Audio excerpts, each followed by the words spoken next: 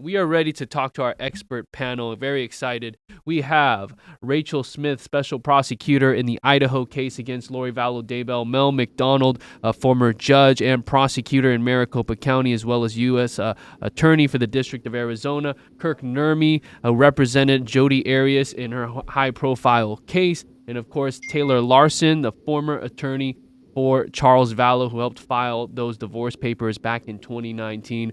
I want to get back to the witness here, Detective Werther. Rachel Smith, your team used him as a witness in the first Idaho trial, and then obviously he was called again in Chad Daybell's trial. But explain to everyone who's watching, they're going over a lot of numbers, timestamps. I mean, what role does he play here for the prosecution? This detective plays a foundational role. What you're seeing now is the prosecutor lay the foundation, get the building blocks in place, and this detective helps her do that. He lays that foundation to get the evidence in a way that then she connects all the dots through the PowerPoint he uses and through some upcoming witnesses. So he's kind of the foundation. He's the building blocks that are going to start to be put together very concretely in front of the jury. And in Idaho, first of all, your team had to fight to get evidence from Arizona in and basically argue why it was important as far as the conspiracy. Why were there? What did he express that brought jurors more information and context to the killings of JJ and Tylee and Tammy? In the Idaho case, the theory was that Lori, Chad, and Alex conspired together to get rid of obstacles to Lori and Chad's life. That word obstacle was Lori and Chad's words. So using that and the court understanding that the other actions they took to further the death of Tammy, Tylee, and JJ would be things like the shooting at Brandon and the death of Charles. So the court understanding and that those were part and parcel of the conspiracy, the judge in Idaho allowed the evidence from Arizona in. And so Lori's role in the conspiracy and participating and aiding and abetting Alex in Arizona was evidence that showed her role in the overall conspiracy. Hey, Kirk, welcome back to the panel. I got to ask you what you thought of Lori Vallow Daybell's cross-examination of Detective Inclan. That went long. It continued from yesterday afternoon. Yeah, the whole time I was watching this cross-examination, the only thing I could picture is someone just banging their head against a brick wall, because that's really about all we got. We kept going over the same ground, not really making any points. I don't think Lori has any cogent defense. If there's any theme to her defense, I think it's, to try to put an image of herself out there as opposed to really defend her case in chief, right? And we talk about that particular detective and the ones that are coming up. We think about, well, we had the murder part, right? And now we're shifting into the conspiracy part, and it's a conspiracy to commit murder charge. So we have the detective up there, the one she was cross-examining, really finishing the murder portion of the state's presentation. And now we're looking towards that conspiracy charge. And really, Miss Vallow did nothing but bang her head against the wall with every single witness she attempted to cross-examination, and did nothing to counteract the murder portion of the state's case, if you will. We're at witness number 18, Kirk. Are you surprised at the pace we're at? Because, the state is saying they could be done with the case in chief tomorrow. It's hard with a pro per to really gauge pace, because you don't know how many questions they're going to ask, what they're going to do. But despite the fact that we've seen Lori banging her head against the wall, repetitive questions, things of that nature, she's really not asking a lot of substantive questions. And when you talk about those 18 witnesses in that time frame, we see Miss K really putting her case out there in a straightforward manner. There's no need for her to engage in any theatrics of any sort. She's putting it out there very plain and straightforward. The jury questions seem to make me feel like they're understanding what is going on. And Lori, again, not making any ground at all. So, yeah, that pace is always hard with pro pers. but it's nice to see we're going at a good pace. Taylor, I gotta ask you, knowing what you know about Charles and now seeing Lori try to turn the tables on Inclan earlier and make it sound like she was not treated as a victim or as the wife of someone who just been shot and killed. And her demeanor, we focused a lot on demeanor the past, day. Yeah, it was a big focus, obviously, on in Lori's mind and her cross-examination. And I appreciated the jury question to try to clarify that point, because maybe she may have been banging her head against the wall, as Kirk said, but that's part of the mucking up, if you will, of the evidence. And the jury was, okay, well, was she treated like a witness or was she treated like a victim? And so I appreciated the jury asking for that clarification, and I think that they got that answer through Detective Inklin's further testimony, and then the additional questions that Trina Kay, that was the main focus of her questions after that jury question. And Mel, I got to ask you, as a former judge, we said that we were going to ask this. Judge Bereski seemed to have guided Lori a little bit more than usual with the line of questioning when she was trying to ask Inklin about times she's seen her and has she ever not been calm. And he even gave sort of an example before we went to sidebar, which I assume there was more clarification and guidance. Just, is that too much on Judge Bereski's part? I think what he's doing is he's trying to protect a record. I've tried dozens upon dozens of murder cases as a judge, as a U.S. attorney, as a prosecutor, as a defense attorney. These are the 10 things that stand out right now that I think are crushing Lori Vallow Daybell's case. Number one, her bizarre revelations voiced to so many people. They're possessed with demons. Number two, Charles' statements, his fears, his anxieties of this wacko woman that he's married to. Three, and this is huge, her lack of emotion on the body cam at the police station, at the interviews. That is telling an enormous story.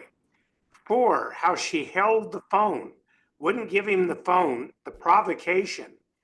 Five, the claim of the baseball bat hitting him. A minor league player, if he hit him with a baseball bat, he wouldn't have been able to walk out to the curb.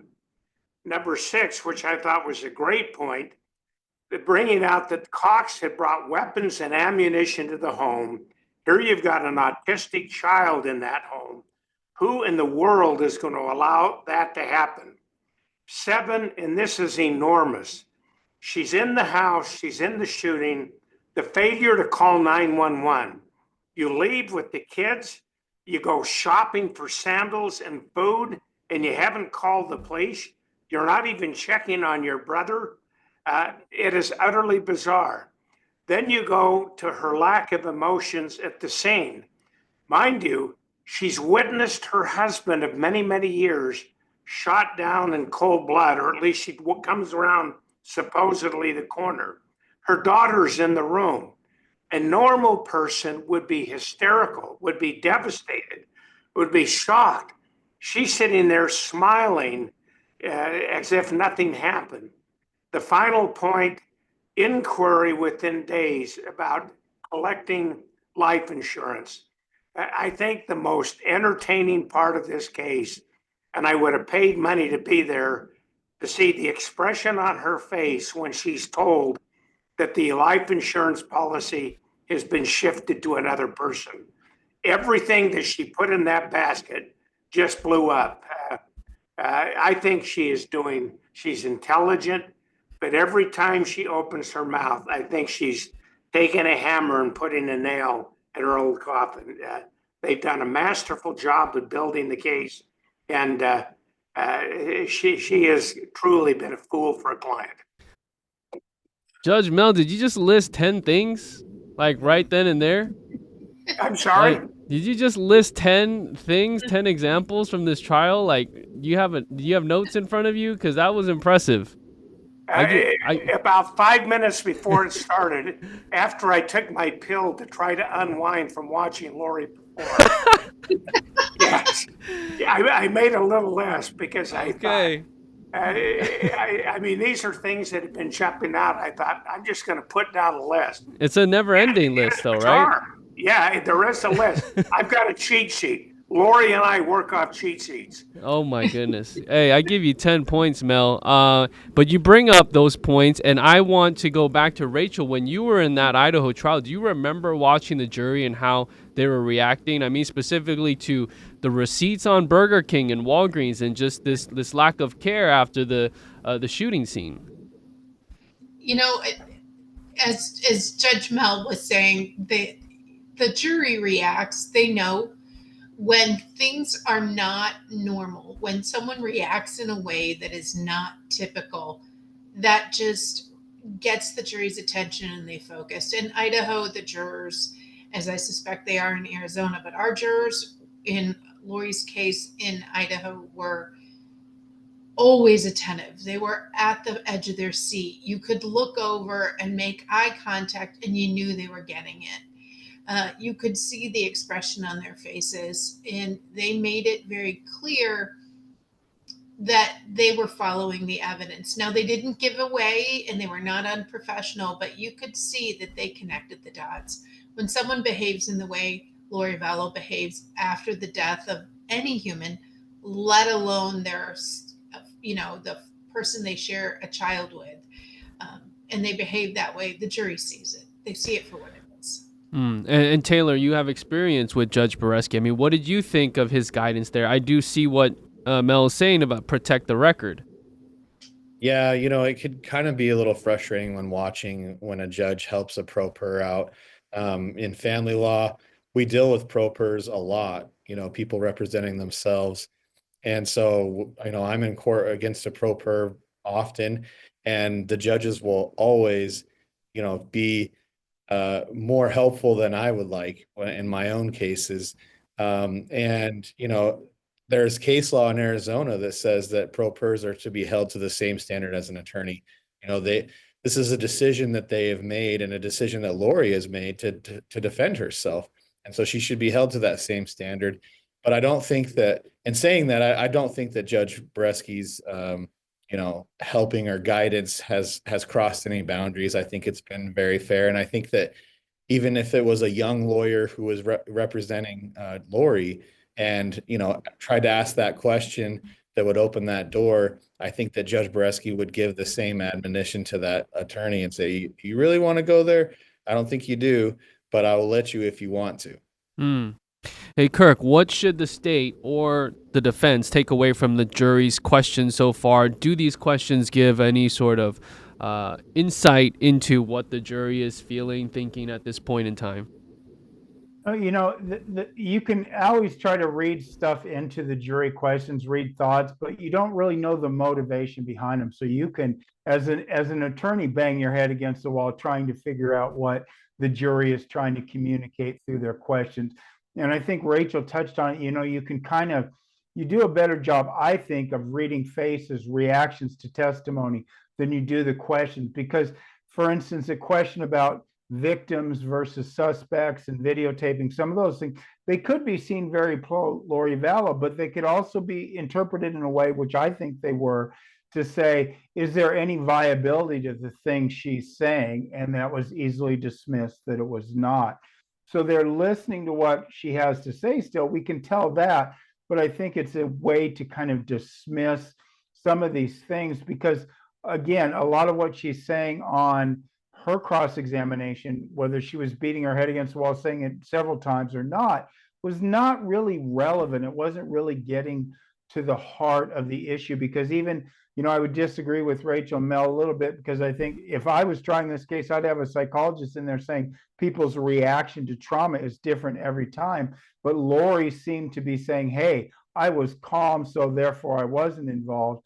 But it's not playing out that way in terms of the court, in terms of the experience and the way I think the jurors are interpreting her conduct or her demeanor, if you will. And I think the jury is asking why she didn't call 911. Why it was Alex who waited 45 minutes to finally call 911? If you're just joining us, Detective Ariel Werther is on the stand right now for Chandler Police, and he talks about the timeline. Let's listen to bite 3, Detective Werther expressing his concern over the 911 call time frame.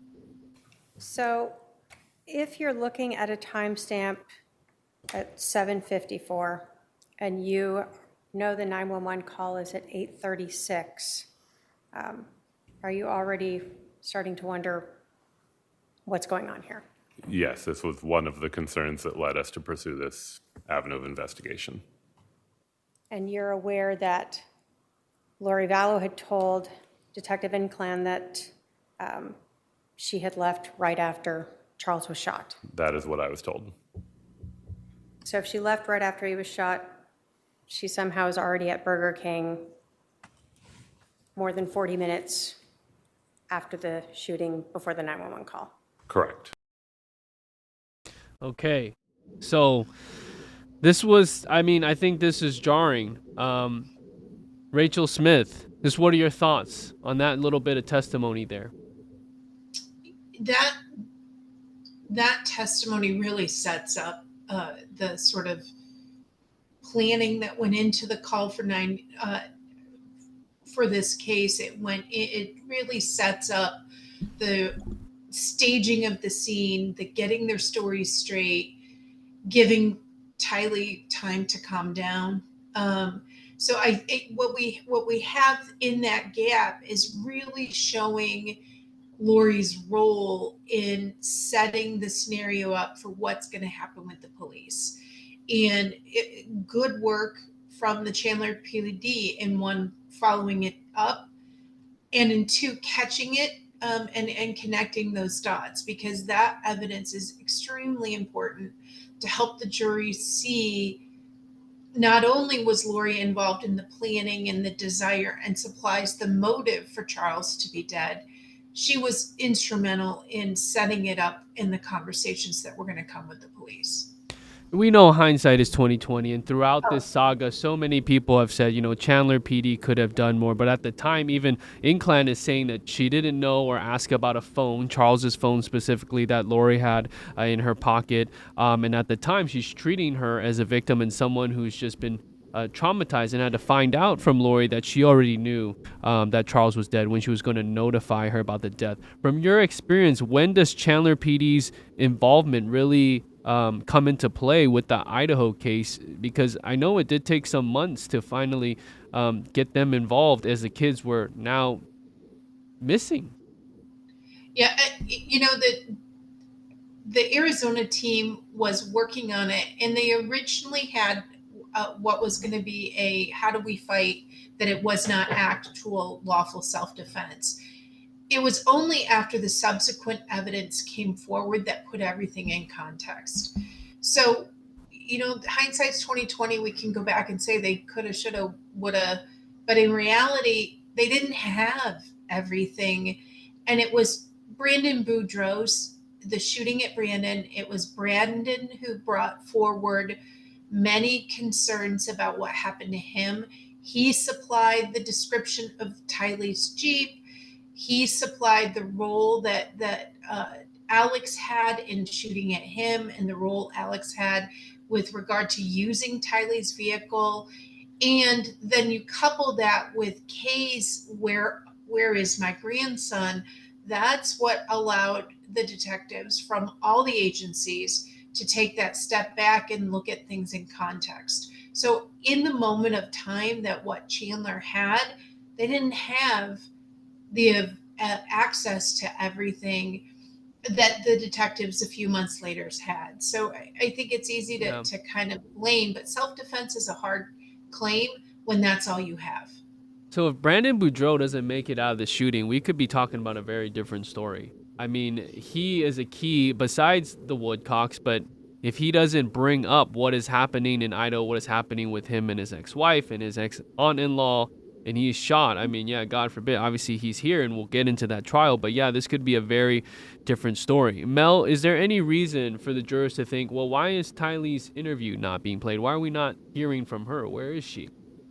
I think that would be a logical thought. The kids have been an integral part of this. One of them is a witness in the house. She takes them and they go shopping for sandals. They go to lunch. She comes back. She's very indifferent. I've got to believe that the jurors at the end of the case would have an enormous question. Why in the world the witness to the scene that could back up what Lori claimed had happened, everybody else in that scene is dead now. What an opportunity to bring her in. And so, yes, I think they're going to be asking that question. One other thing I wanted to mention in response to Kurt's suggestion of probably trying to get a psychologist about emotions, I come back to the bottom line. Nothing in this case, when you look at Lori's emotions, I don't care, you could get 500 psychologists trying to justify her behavior. If somebody is gunned down in your child's presence, you're going to be traumatized.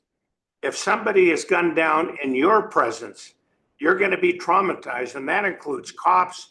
We have military people that have post-traumatic stress disorder. You're not going to walk around with a grin on your face 5 days later checking on the $1 million life insurance policy. It is bizarre. And I don't think, and she tries to justify it. To me, it's interesting. The only tears I've ever seen Lori render was in her opening statement. The time to be crying is the trauma to your kids, the events that take place, the fact that 911 isn't called. I think each day as these pieces fall into place, the nail in her coffin is being driven deeper and deeper. This isn't going to be a hung jury. In my view, it's going to be a quick verdict. Wow. Okay, Kirk, I want you to respond. So if you were her attorney, would you bring on a psychologist as an expert witness to testify? Yeah, I mean, obviously, I'd have to know the case a lot better before I could give an affirmative answer. But yeah, that would be one of the issues. I mean, Mel's right. Everybody's going to experience trauma, but he's wrong when he says they just don't display it. They're supposed to display it in a particular way. That's not correct. That's, the psychologist would say that is, people can mask their trauma, people can be in shock, different things can happen there. So that's the reality of that situation as it relates to the testimony. So yeah, that would be a possibility when, you know, the state is trying to make such a big deal out of her interviews and things of that nature, because to draw conclusions from the face she's putting on is probably not appropriate thing for the jury to do. But here we are because Lori is playing lawyer. Kirk, If I oh, could. sorry, go ahead. No, that's okay. I just want to jump in there. I agree with Judge Mel, because I believe that while I get what Kurt's saying, having dealt with I don't know how many victims of crime, you're right. But your jurors sitting there are looking at it without that perspective. Your average juror does not know or do that, and they expect people to react a certain way.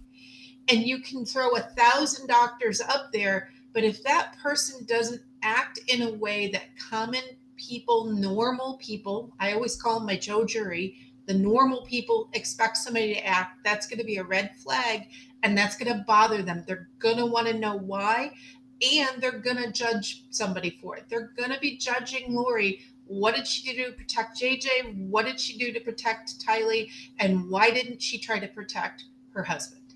But Rachel, and you're right, they're going to have those questions, but that's the point. I mean, effective defense, whether the jury agrees with it or not, is to have maybe a cold expert come on and say, how do people respond to trauma in these situations, and put that for the jury. That would be effective assistance of counsel from a defense perspective. That's my thought on that, though, is that when you look at the whole scale of things, not calling 911, the indifference, going shopping to get sandals, driving around, smiling when you get home, that is not rational behavior. A person was shot to death in front of your daughter. I don't care who you are, to not have emotion on that isn't a way that you mask it.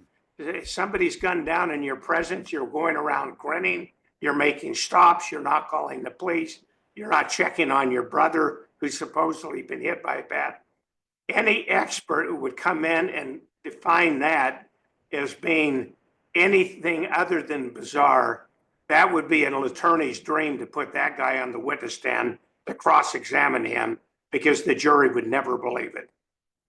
Taylor, I want to ask you this, all of you, but I'll start with Taylor. So let's say hypothetically the jury requests or asks if Tylee's testimony or something regarding Tylee can be brought in. And during the sidebar, they discuss what the jurors' questions are. So what would then happen there? And that would just automatically be a shut door because it's hearsay. Also, she's dead. How does this get explained, or what happens?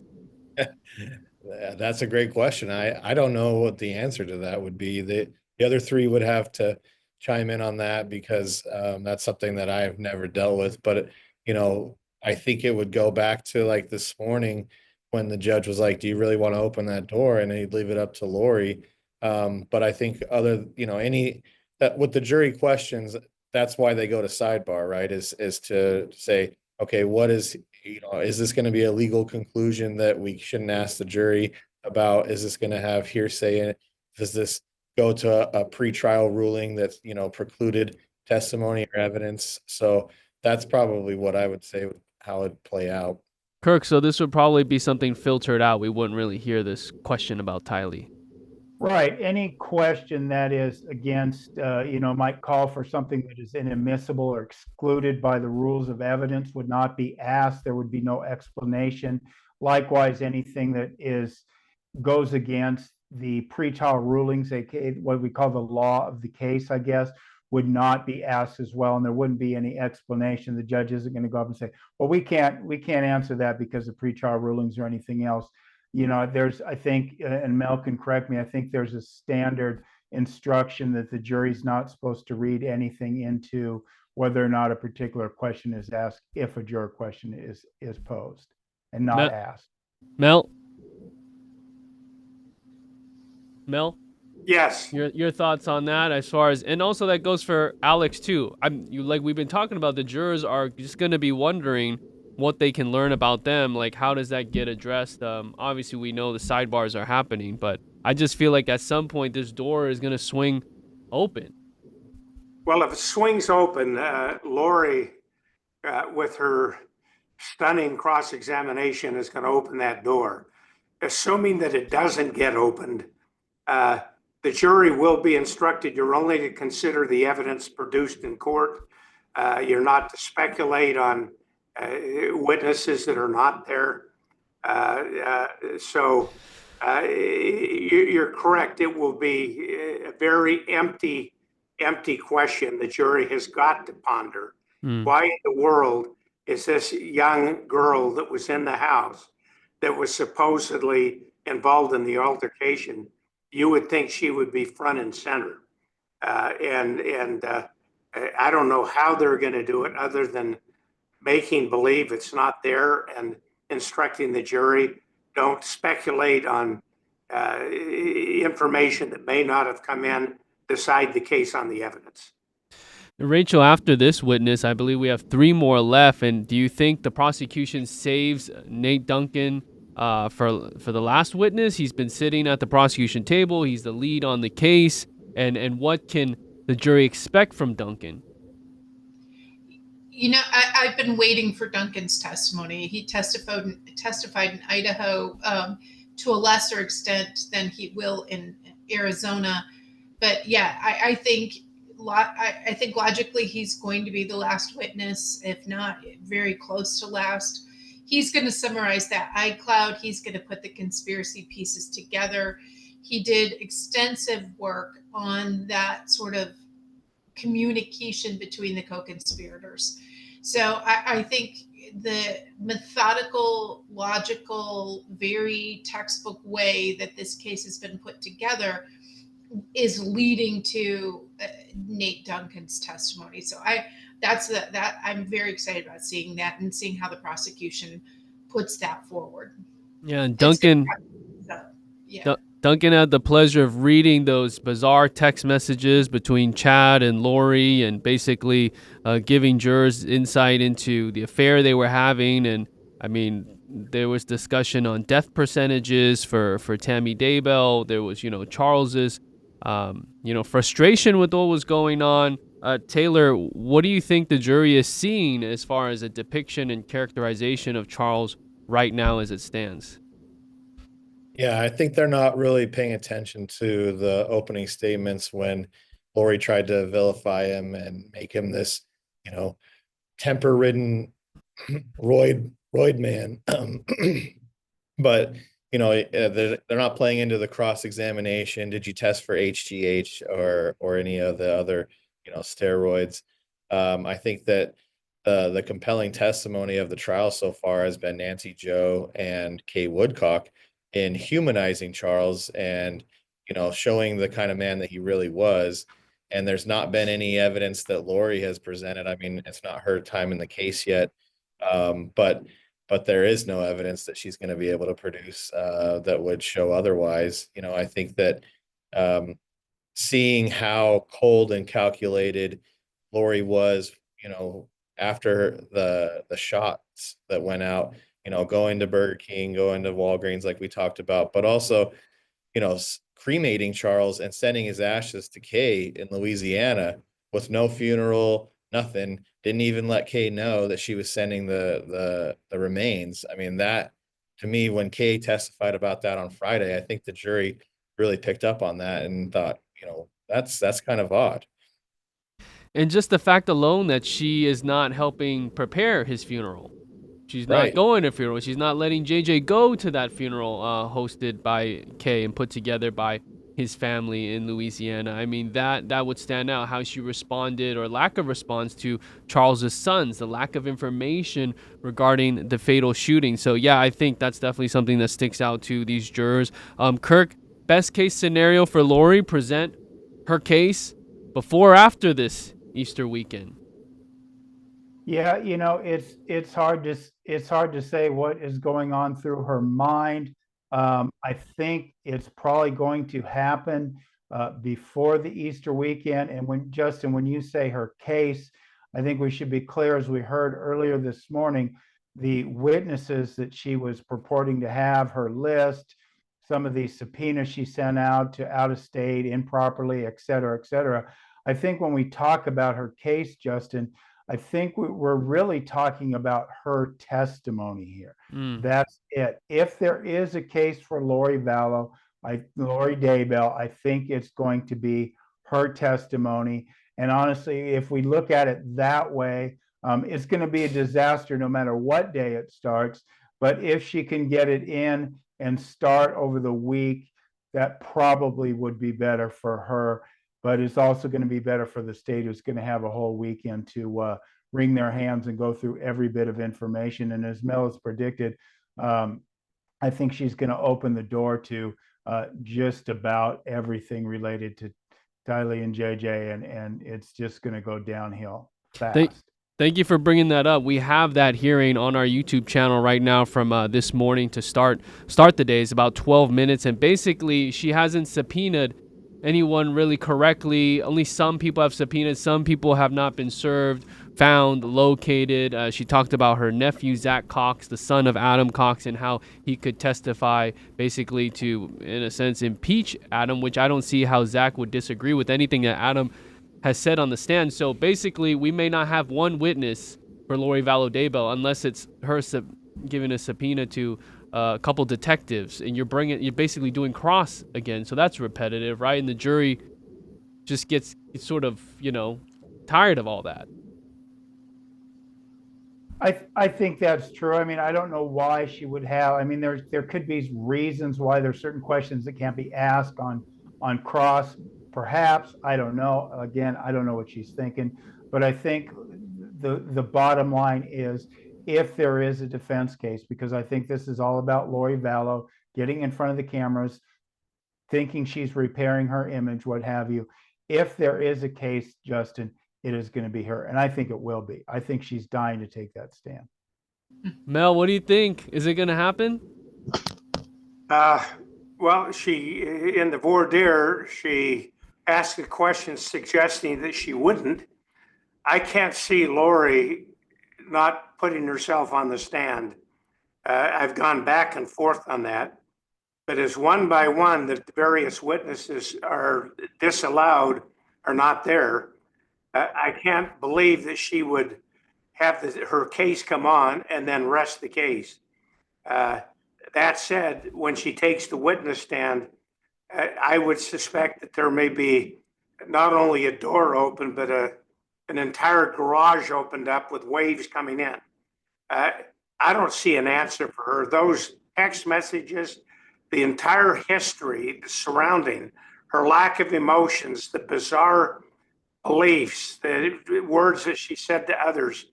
I honestly, possibly she takes the witness stand, at least it gives her another moment in the sun to reap in the glory of this celestial being. But it's pretty pathetic. I would surmise that she may be her only witness.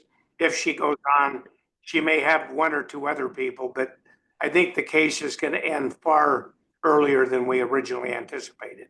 Yeah, it's going quickly. And Rachel, I got to ask you, with this whole witness mess, people are wondering if convicted, is this grounds for an appeal with how this has been handled as far as the witnesses? No, that's one of the worst case scenarios. When you choose to be your own lawyer, you don't get to complain that you did a bad job. So she is held to the standard that a lawyer would be, and she has waived any opportunity to complain. And I think in any areas where the court has had concerns about the record, he's made a really good record that these are choices and decisions she made. They are strategic choices, and she's got to live with those consequences. So I don't see any grounds for her to complain about her quality of representation. The judge gave her every chance to do it a different way. Okay, Rachel, I'll go around, but final takeaways from day 6 for you. I think, again, we are seeing Lori love playing lawyer. Lori trying to create points that are important to her, but maybe not particularly relevant to the rest of us. I just think she's her own worst enemy. Taylor? Yeah, I think it's been a very meticulously planned out strategy from the prosecution. There's kind of 3 parts to it. The first part was establishing the act that Charles was murdered, that he was killed. Then the second part, we moved towards the motivation for that, the motive. We talked about the life insurance policy and her trying to claim it, within days of his death, without even having a funeral for him, right? Or notifying his family, allowing them to have a funeral service for him. And then the third part that's coming that we're starting to get into today is the conspiracy, where is it where, that she conspired with Alex to have Charles murdered, and the planning of that ambush that occurred on July 11th, 2019. And Kirk, final takeaways plus what you are interested in seeing this afternoon with this witness. Yeah, I like Taylor's play script, a conviction in 3 acts. And I think the, third act, what we're going to see this afternoon and probably what we're going to see tomorrow, the conspiracy, the bizarre texts that have been mentioned earlier, things of that nature are really going to be the meat of this case, if you will, that is going to tie a bow on it. I do think we'll see the lead detective come in last and tie that bow with a present for a life sentence for Lori Vallow. And I think the next couple of days are really going to demonstrate just that. Yeah, Mel, I'll go to you finally. Like, if we go to Duncan last as the last witness who has text messages regarding dark spirits as well, get spiritual. We're getting into the meat of this right now with timestamps. But what better way than to bring the case home with that just bizarre element of religion? What this is going to do is reinforce the points that I brought forward before. The bizarre beliefs, the expressions to other people, being married multiple times in a pre-existence. All of this bizarre stuff And this is the fireworks, you will, at the end of the case, is going to drive home dramatically the point of just how twisted and bizarre this entire case is. They don't need to know about the death of the two children. What this will put together with these text messages, with the deviousness and the conniving, flying to Hawaii, the quick marriage, all of these things put together will put, and in my view, close any doubt that anybody may have. So I think the highlights of the case, we've had some dynamite stuff, but I think it's only going to get more explosive. All right. Thank you so much to our experts. You guys have been great as always. We'll see you soon. As this thing is getting close to the end pretty quick. Thank you guys. Thank you. Justin.